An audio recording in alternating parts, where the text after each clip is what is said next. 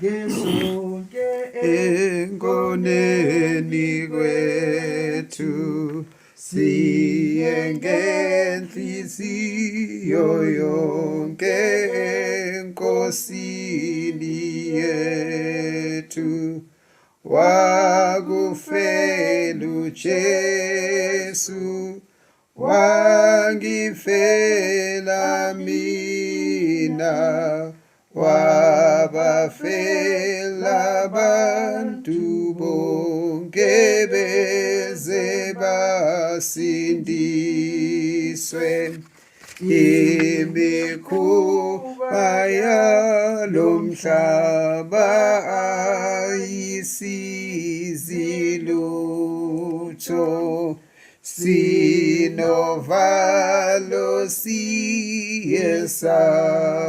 singethembe lutho wakufela uJesu wangifela mina wabafela abantu bonke beze basindiswe masibheke ngaphezulu enkosini yethu elenzile lonizulu kanye nezwe lethu wakufela uJesu wangifela mina wabafela abantu bonke beze basindiswe siyakubusiswa thina ekuzeni kwethu sibe nakho ukubonga ngenhliziyo yethu wakufela uJesu wangifela mina wabafela abantu bonke beze basindiswe.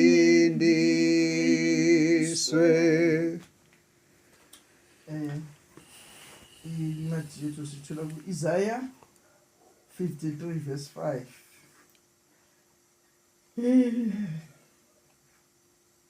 Ethi yebo yalinyazwa ngenxa yeziphambeko zethu yaxhotshozwa ngobubi bethu sijeziso sasiphezu kwayo ukuba sibe nokuthula nangemivimbo yayo siphilisiwe.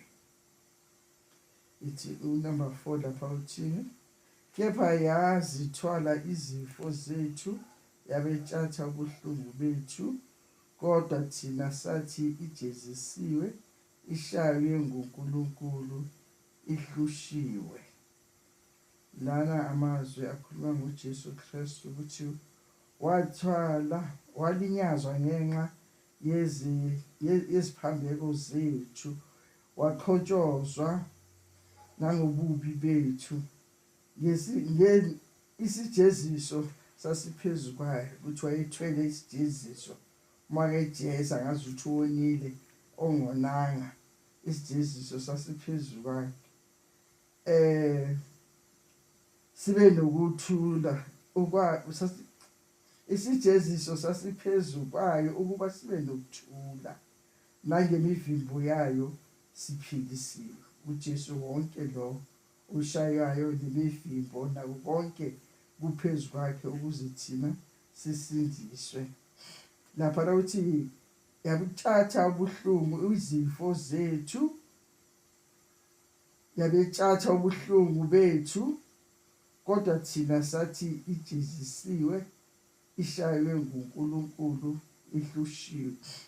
Ukuthi uJesu Kristu ngasathi bethelwa esiphambanweni, laba abanye babekhona ngaleso sikhathi bakusho babehleka ukuthi ujezisiwe, ushaywe uNkulunkulu, yingako ethwala izono kanjena, yingako eshaywa kanjena.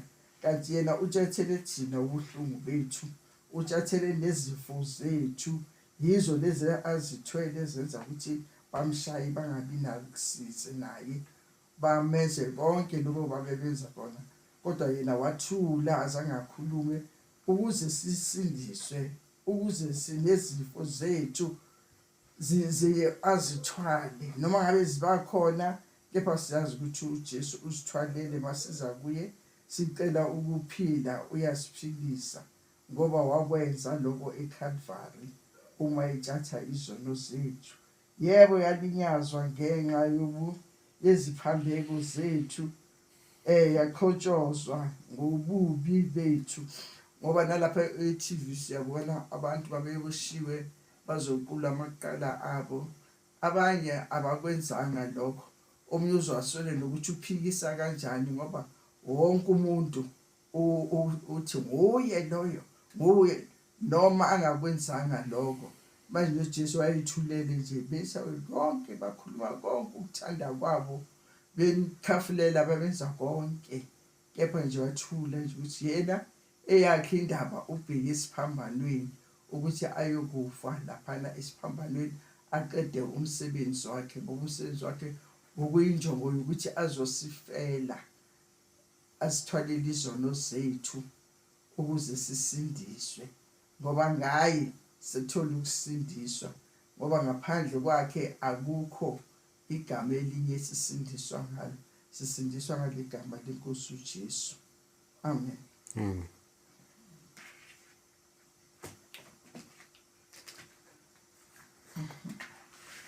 Number 3 and 4. Masibheke ngaphezulu eNkosini yethu elenzile izulu kanye nezwe lethu, wakufela uJesu, wangifela mina, wabafela abantu bonke beze basindiswe. Siyakubusiswa thina ekuzeni kwethu, sibe nakho ukubonga ngenhliziyo yethu. Wakufela uJesu, wangifela mina, wabafela abantu bonke beze basindiswe.